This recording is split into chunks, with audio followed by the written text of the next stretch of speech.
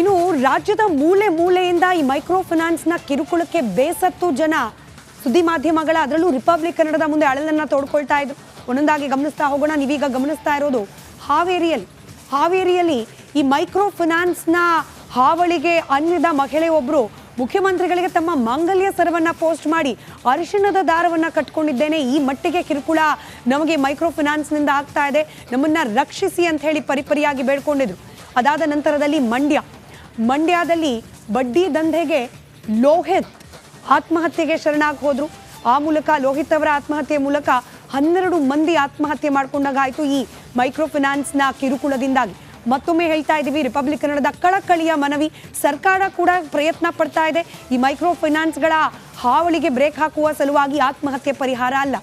ಯಾರೋ ಹಿಂಗೆ ಮಾಡ್ಕೊಂಡ್ಬಿಟ್ರು, ಅವರ ಕುಟುಂಬಕ್ಕೆ ಪರಿಹಾರ ಸಿಕ್ಬಿಡುತ್ತೆ, ನಮಗೂ ಹಿಂಗೆ ಆಗಿದೆ, ನಾವು ಇಂಥದ್ದೇ ದಾರಿ ಹಿಡಿಬೇಕು ಅಂತ ಹೇಳಿ ದಯಮಾಡಿ ಯಾರು ಆಲೋಚನೆ ಮಾಡಬೇಡಿ. ಬದುಕು ಬಹಳ ಮುಖ್ಯ. ಆ ಬದುಕಿಗೆ ಬೇಕಾದ ವ್ಯವಸ್ಥೆಯನ್ನ ಸರ್ಕಾರ ಮಾಡುತ್ತೆ. ಸರ್ಕಾರ ಮಾಡದೆ ಹೋದ್ರೆ ಜವಾಬ್ದಾರಿಯುತ ಮಾಧ್ಯಮವಾಗಿ ಎಚ್ಚರಿಸುವ ಪ್ರಯತ್ನವನ್ನ ರಿಪಬ್ಲಿಕ್ ಕನ್ನಡ ಮಾಡ್ತಾ ಇದೆ. ಇದಾದ ನಂತರದಲ್ಲಿ ಮಂಡ್ಯದ ಘಟನೆಯನ್ನ ಗಮನಿಸಿದ ನಂತರದಲ್ಲಿ ರಾಮನಗರದಲ್ಲೂ ಕೂಡ ಮೈಕ್ರೋ ಫೈನಾನ್ಸ್ನ ಕಾಟಕ್ಕೆ ಅಂಜಿ 60 ವರ್ಷದ ಮಹಿಳೆ ಆತ್ಮಹತ್ಯೆಗೆ ಶರಣಾಗಿದ್ರು. ಕುಟುಂಬಸ್ಥರು ಕಣ್ಣೀರನ್ನ ಹಾಕಿದ್ರು. ಇಂಥ ಘಟನೆ ಮತ್ತೆ ಬೇರೆ ಯಾರ ಮನೆಯಲ್ಲೂ ಕೂಡ ಆಗಬಾರ್ದು.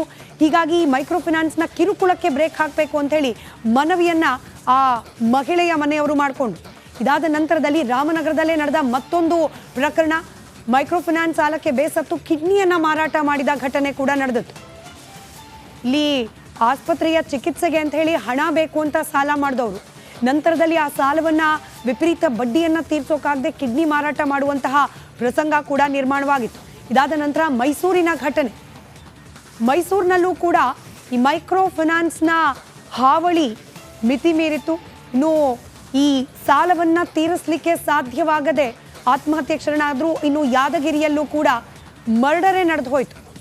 ಮೈಕ್ರೋ ಫೈನಾನ್ಸ್ನ ಹಾವಳಿಯಿಂದಾಗಿ ಮರ್ಡರ್ ನಡೆದು ಹೋಯ್ತು. ಹೀಗೆ ರಾಜ್ಯದ ಮೂಲೆ ಮೂಲೆಯಲ್ಲೂ ಕೂಡ ಮೈಕ್ರೋ ಫೈನಾನ್ಸ್ನ ಕಿರುಕುಳವನ್ನ ಅನುಭವಿಸಿ ಜನ ಆತ್ಮಹತ್ಯೆಯಂತಹ ನಿರ್ಧಾರಕ್ಕೆ ಬರ್ತಾ ಇದ್ರು. ಹೀಗಾಗಿ ಇವತ್ತು ತುರ್ತು ಸಭೆಯನ್ನ ಕರೆದಿದ್ರು ಮುಖ್ಯಮಂತ್ರಿ ಸಿದ್ದರಾಮಯ್ಯ.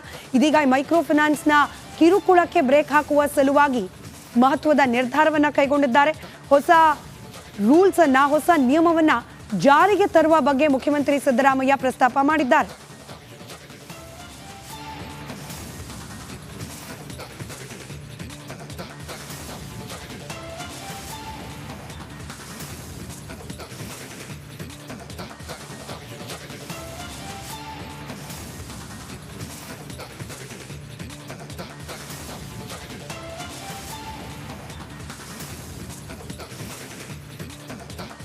ಮತ್ತಷ್ಟು ಡೀಟೇಲ್ಸ್ನೊಂದಿಗೆ ನಮ್ಮ ಇಬ್ಬರು ಪ್ರತಿನಿಧಿಗಳು ಏಕಕಾಲದಲ್ಲಿ ಲೈವ್ನಲ್ಲಿ ಕನೆಕ್ಟೆಡ್ ಇರ್ತಾರೆ, ಚಂದ್ರು ಹಾಗೆ ಅಭಿಷೇಕ್.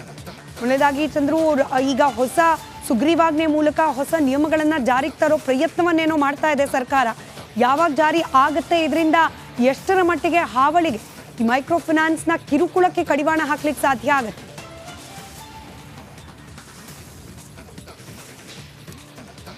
ಸ್ಮಿತಾ, ಇವತ್ತು ಮುಖ್ಯಮಂತ್ರಿಗಳ ನೇತೃತ್ವದಲ್ಲಿ ಬಹಳ ಮಹತ್ವದ ಸಭೆ ನಡೀತು. ಇದರಲ್ಲಿ IAS ಮತ್ತು IPS ಅಧಿಕಾರಿಗಳು ಸಭೆಯಲ್ಲಿ ಭಾಗಿಯಾಗಿದ್ದಂಥದ್ದು. ಪ್ರಮುಖವಾಗಿ ಇವತ್ತು ನಡೆದಂಥ ಸಭೆಯಲ್ಲಿ ಒಂದಷ್ಟು ಸೂಚನೆಗಳನ್ನು ಕೊಟ್ಟಿರ್ತಕ್ಕಂಥದ್ದು, ಎಲ್ಲಿ ಫೈನಾನ್ಸ್ಗಳನ್ನು ಕೊಡ್ತಾ ಇದ್ದಾರೆ ಅನ್ನೋಂಥದ್ದು. ಸೊ ಈಗ ಬಹುತೇಕ ಉದ್ಯೋಗ ಮಾಡುವಂಥವ್ರಿಗೆ ಬ್ಯಾಂಕ್ ಮೂಲಕ ಸಾಲ ಸಿಗುತ್ತೆ. ಆದರೆ ಗ್ರಾಮೀಣ ಭಾಗದಲ್ಲಿ ಉದ್ಯೋಗ ಇಲ್ಲದೆ ಇರೋರನ್ನೇ ಟಾರ್ಗೆಟನ್ನು ಮಾಡಿ ಈ ಮೈಕ್ರೋ ಫೈನಾನ್ಸ್ನವರು ಇವತ್ತು ಸಾಲವನ್ನು ಕೊಡ್ತಾ ಇರ್ತಕ್ಕಂಥದ್ದು. ಆದರೆ ಈ ಸಾಲದಿಂದಾಗಿ ತೀರ್ಸಕ್ಕಾಗದೆ ಈ ಕಿರುಕುಳವನ್ನು ನೀಡ್ತಾ ಇರ್ತಕ್ಕಂಥದ್ದು ಬಹಳ ಪ್ರಮುಖವಾಗಿ ಕಂಡು ಬರ್ತಾ ಇರ್ತಕ್ಕಂಥದ್ದು. ಹೀಗಾಗಿ ಈ ಕಿರುಕುಳವನ್ನು ತಪ್ಪಿಸಲಿಕ್ಕೆ ಇವತ್ತು ರಾಜ್ಯ ಸರ್ಕಾರ ಒಂದು ಮಹತ್ವದ ನಿರ್ಧಾರಗಳನ್ನು ತೆಗೆದುಕೊಂಡಿರ್ತಕ್ಕಂಥದ್ದು. ಅದರಲ್ಲಿ ಪ್ರಮುಖವಾಗಿ ಸುಗ್ರೀವಾಜ್ಞೆ ಮೂಲಕ ಈ ಒಂದು ವಿಚಾರವನ್ನು ತೆಗೆದುಕೊಳ್ತಾ ಇರ್ತಕ್ಕಂಥದ್ದು. ಸುಗ್ರೀವಾಜ್ಞೆಯನ್ನು ಯಾವ ರೀತಿ ಅಂತಂದರೆ, ಇದಕ್ಕಾಗಿ ಒಂದು ಕಾನೂನನ್ನು ಕೂಡ ಮಾಡ್ತಾ ಇರ್ತಕ್ಕಂಥದ್ದು. ಜಿಲ್ಲಾಧಿಕಾರಿಗಳ ನೇತೃತ್ವದಲ್ಲಿ ಆಯಾ ಜಿಲ್ಲಾಧಿಕಾರಿಗಳ ಅಥವಾ ಆಯಾ ಡಿಸ್ಟಿಕ್ಗಳೇನಿದ್ದಾವೆ ಅಲ್ಲಿ ಒಂದು ವೇಳೆ ಈ ರೀತಿ ಕಿರುಕುಳವನ್ನು ಕೊಟ್ಟರೆ ಅವರು ನೇರವಾಗಿ DC ಗೆ ದೂರನ್ನು ಕೊಡ್ಬೋದು. ಅದರ ಜೊತೆಯಲ್ಲಿ ಯಾರು ಕೂಡ ಒಂದಷ್ಟು ನಿಯಮಾವಳಿಗಳನ್ನು ಕೂಡ ತರಲಿಕ್ಕೆ ಮುಂದಾಗ್ತಾ ಇರ್ತಕ್ಕಂಥದ್ದು. ಸಂಜೆ ಸಂಜೆ 5 ಗಂಟೆ ನಂತರ ಯಾರು ಕೂಡ ಈ ಒಂದು ಸಾಲ ವಸೂಲಾತಿಗೆ ಅಂತ ಮನೆ ಮುಂದೆ ಹೋಗಬಾರ್ದು. ಒಂದು ವೇಳೆ ಆ ರೀತಿ ಹೋಗಿ ಕಿರುಕುಳವನ್ನು ಕೊಟ್ಟರೆ DC-ಗೆ ದೂರನ್ನು ಕೂಡ ಕೊಡ್ಬೋದು. ಮತ್ತು ಫೈನಾನ್ಸನ್ನು ವಸೂಲಿ ಮಾಡೋದಕ್ಕೆ ಯಾವುದೂ ಕೂಡ ಗೂಂಡಾಗಳನ್ನು ಕರ್ತ್ಕೊಂಡು ಹೋಗುವಂತಿಲ್ಲ. ಅಫಿಷಿಯಲ್ ಆಗಿ ಅದೇ ಬ್ಯಾಂಕ್ನ ಒಂದು ಕೆಲಸ ಮಾಡುವಂಥವ್ರಿಗೆ ಮಾತ್ರ ಈ ಒಂದು ರೈಟ್ಸ್ ಇರುತ್ತೆ. ಸೊ ಯಾವುದೇ ರೀತಿಯಾದಂಥ ಸಾಲ ವಸೂಲಾತಿ ವಾಹನ ಈ ರೀತಿಯಾದಂಥ ಒಂದಷ್ಟು ನಿಯಮಗಳನ್ನು ಯಾವುದೇ ರೀತಿಯಲ್ಲೂ ಕೂಡ ಕಡ್ಡಾಯವನ್ನು ಮಾಡುವಂತಿಲ್ಲ. ಯಾಕೆಂತಂದರೆ ಒಂದು ವೇಳೆ ಮನೆ ಮುಂದೆ ಹೋಗಿ ನಿಂತು ಅವ್ರು ಗಲಾಟೆ ಮಾಡಿದ್ರೆ ಅವರ ವಿರುದ್ಧವೂ ಕೂಡ ದೂರನ್ನು ಕೊಡ್ಬೋದು. ಈ ರೀತಿಯ ಅನೇಕ ರೂಲ್ಸ್ಗಳನ್ನು ತೆಗೆದುಕೊಂಡೋಗಿ ಇವತ್ತು ಮುಖ್ಯಮಂತ್ರಿಗಳ ನೇತೃತ್ವದಲ್ಲಿ ಒಂದಷ್ಟು ಸೂಚನೆಯನ್ನು ಕೊಟ್ಟಿದೆ. ಆದರೆ ಇದನ್ನು ಅಧಿಕಾರಿಗಳು ಯಾವ ರೀತಿ ಇಂಪ್ಲಿಮೆಂಟೇಷನ್ ಮಾಡ್ತಾರೆ ಅನ್ನೋದು ಭಾಳ ಮುಖ್ಯ. ಯಾಕಂತಂದರೆ ಇವತ್ತು ಕಿರುಕುಳದಿಂದಾಗಿ ಅನೇಕರು ಅಂದರೆ 12 ಜನ ಈಗಾಗಲೇ ಆತ್ಮಹತ್ಯೆಯನ್ನು ಮಾಡ್ಕೊಳ್ತಾ ಇದ್ದಾರೆ.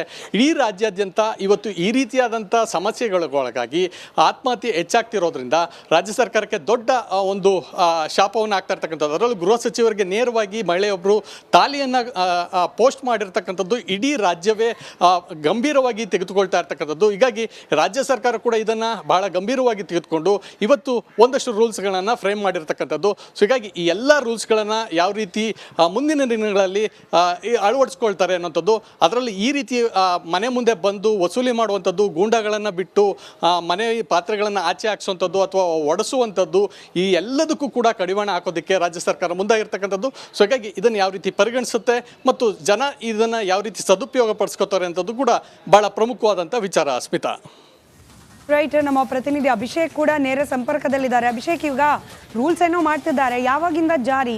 ಈಗ ಕೆಲವೊಂದು ಮೈಕ್ರೋ ಫೈನಾನ್ಸ್ಗಳು RBI ರೂಲ್ಸ್ನ ಪಾಲನೆ ಮಾಡಿಕೊಂಡೇ ನಡೆಸ್ತಾ ಇರೋದಿದೆ. ಅಲ್ಲೂ ಕೂಡ ಸಾಲ ವಸೂಲಾತಿಗೆ ಅದರದ್ದೇ ಆದ ಕೆಲವೊಂದಷ್ಟು ಅಡೆತಡೆಗಳಿದೆ. ಅವ್ರಿಗೂ ಕೂಡ ಈ ನಿಯಮ ಅನ್ವಯ ಆಗಿಬಿಟ್ರೆ ನಾಳೆ ದಿನ ಮೈಕ್ರೋ ಫೈನಾನ್ಸ್ಗಳ ಕತೆ ಏನು? ಈ ವರ್ಷನನ್ನ ಯೋಚನೆ ಮಾಡಿ ನಿರ್ಧಾರ ಕೈಗೊಂಡಿದೆಯಾ ಸರ್ಕಾರ?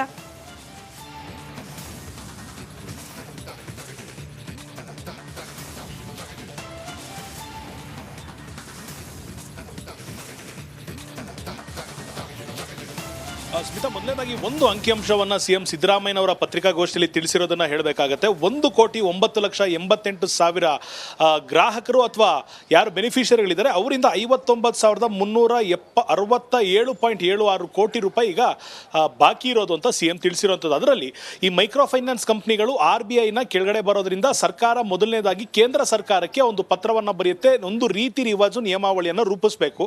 ಮೈಕ್ರೋ ಫೈನಾನ್ಸ್ಗೆ ತರಬೇಕಾದಂಥ ಹೊಸ ನಿಯಮಗಳು ಏನಾಗಿರಬೇಕು ಅಂತ ರಾಜ್ಯ ಸರ್ಕಾರ ಏನು ಕ್ರಮ ತಗೊಳ್ಳುತ್ತೆ ಅದನ್ನ ಮತ್ತೊಂದು ರೌಂಡ್ ಕೇಂದ್ರ ಸರ್ಕಾರಕ್ಕೂ ಹೇಳಿ ಅಲ್ಲಿಂದ ಮೈಕ್ರೋ ಫೈನಾನ್ಸ್ ಕಂಪನಿಗಳಿಗೆ ಒಂದು ಡೈರೆಕ್ಷನ್ ಅನ್ನು ಕೊಡುತ್ತೆ. ಸದ್ಯದ ಮಟ್ಟಿಗೆ ಮೈಕ್ರೋ ಫೈನಾನ್ಸ್ಗೂ ಕೂಡ ತೊಂದರೆ ಆಗಬಾರ್ದು. ಅವರು ಕೊಟ್ಟಿರುವಂತಹ ಹಣವನ್ನ ವಸೂಲು ಮಾಡೋದಕ್ಕೆ ಸರ್ಕಾರ ಆಗಿರ್ಬೋದು, ಬ್ಯಾಂಕಿಂಗ್ ಆಕ್ಟ್ ಆಗಿರ್ಬೋದು, ಅದ್ರ ಜೊತೆ ಕಾನೂನು ಏನು ಹೇಳುತ್ತೆ ಆ ಒಂದು ಮಾರ್ಗದಲ್ಲಿ ನಡಿಬೇಕು. ಆ ಮಾರ್ಗದಲ್ಲಿ ನಡೆದ್ರೆ ಸರ್ಕಾರದಿಂದನೂ ಪ್ರಾಬ್ಲಮ್ ಇಲ್ಲ, ಗೃಹ ಇಲಾಖೆಯಿಂದನೂ ಪ್ರಾಬ್ಲಮ್ ಇಲ್ಲ, ಪೊಲೀಸರಿಂದನೂ ಕೂಡ ಯಾವ ಪ್ರಾಬ್ಲಮ್ಗಳು ಕೂಡ ಈ ಮೈಕ್ರೋ ಫೈನಾನ್ಸಿಂಗ್ ಕಂಪನಿಗಳಿಗೆ ಇರೋದಿಲ್ಲ.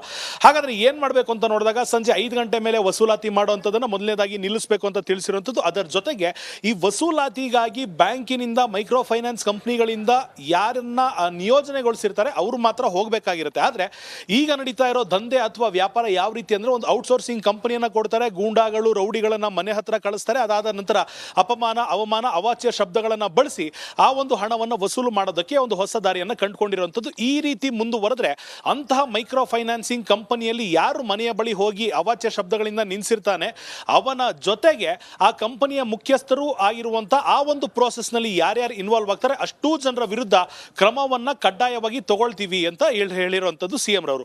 ಯಾವಾಗಿಂದ ಆಗುತ್ತೆ ಅನ್ನೋದು ಪ್ರಶ್ನೆ ಇದ್ದೇ ಇರುತ್ತೆ. ಇವತ್ತು ಸಂಜೆ ಒಳಗಡೆ ಎಲ್ಲ ಜಿಲ್ಲೆಗಳ DC-ಗಳ SP-ಗಳ ಒಂದು ಸಭೆಯನ್ನ ಕರೀತೇನೆ, ಎಲ್ರಿಗೂ ಕೂಡ ಒಂದು ಸೂಚನೆಯನ್ನ ಇವತ್ತೇ ಕೊಡ್ತೇವೆ ಅಂತ ತಿಳಿಸಿರುವಂತದ್ದು. ಅದರ ಜೊತೆಗೆ ಪ್ರತಿ ಜಿಲ್ಲೆಯಲ್ಲಿರುವ ಜಿಲ್ಲಾಧಿಕಾರಿಯ ಕಚೇರಿಯಲ್ಲಿ ಒಂದು ಹೆಲ್ಪ್ ಲೈನ್ ಅನ್ನು ನಾವು ಓಪನ್ ಮಾಡ್ತೇವೆ. ಈ ಮೈಕ್ರೋ ಫೈನಾನ್ಸಿಂಗ್ ನಿಂದ ಯಾರ್ಯಾರ ಸಮಸ್ಯೆ ಆಗಿದೆ ಅವರು ಅಲ್ಲಿಗೆ ದೂರನ್ನ ಕಡ್ಡಾಯವಾಗಿ ಕೊಡಬೇಕು ಅಂತ ಮತ್ತೊಂದು ಕಡೆ ತಿಳಿಸಿರುವಂಥದ್ದು. ಇದನ್ನ ಹೊರತುಪಡಿಸಿ ಪೊಲೀಸರು ಕೂಡ ಸುವೋಮೋಟೋ ಕೇಸಸ್ ಅನ್ನ ಕಾಗ್ನಿಸಬಲ್ ಆಗಿ ಗೊತ್ತಾಯಿತು, ಎಲ್ಲೋ ಒಂದ್ ಕಡೆ ತಮ್ಮ ಸಮಸ್ಯೆ ಆಗ್ತಿದೆ ಜನರಿಗೆ ಅಂತ ಗೊತ್ತಾದ್ರೆ ಸುವೋಮೋಟೋ ಕೇಸನ್ನು ದಾಖಲಿಸಬೇಕು ಅಂತ ಡೈರೆಕ್ಷನ್ ಆಗಿರುವಂಥದ್ದು. ಇದರ ಜೊತೆಗೆ ಒಂದಿಷ್ಟು ಕಾನೂನಾತ್ಮಕ ಅಂಶಗಳನ್ನ ಒಳಗೊಂಡಂತೆ ಹೊಸ ಸುಗ್ರೀವಾಜ್ಞೆಯನ್ನ ತರ್ತೀವಿ. ಇನ್ನೊಂದು ವಾರದಲ್ಲಿ ಆ ಒಂದು ಸುಗ್ರೀವಾಜ್ಞೆಯನ್ನ ನಾವು ತರ್ತೇವೆ. ಮುಂದಿನ ಕ್ಯಾಬಿನೆಟ್ ವರೆಗೂ ನಾವು ಕಾಯೋದಿಲ್ಲ. ಸಚಿವರೆಲ್ಲರ ಒಪ್ಪಿಗೆ ಇದಕ್ಕೆ ಇರುವಂತದ್ದು. ಅದರ ಜೊತೆಗೆ ಸಚಿವರ ಒಪ್ಪಿಗೆಗಾಗಿ ಕಾಯ್ದಿಲ್ಲ ಅಂದ್ರೂ ಕೂಡ ಇದನ್ನ ಗ್ರಾಹಕರ ಹಿತದೃಷ್ಟಿಯಿಂದ, ನಿಜವಾದ ಬೆನಿಫಿಷರಿಗಳ ಹಿತದೃಷ್ಟಿಯಿಂದ ನಾವು ಈ ಒಂದು ಸುಗ್ರೀವಾಜ್ಞೆಯನ್ನ ಕೂಡಲೇ ಹೊರಡಿಸ್ತೇವೆ ಅಂತ ಹೇಳಿರುವಂತದ್ದು.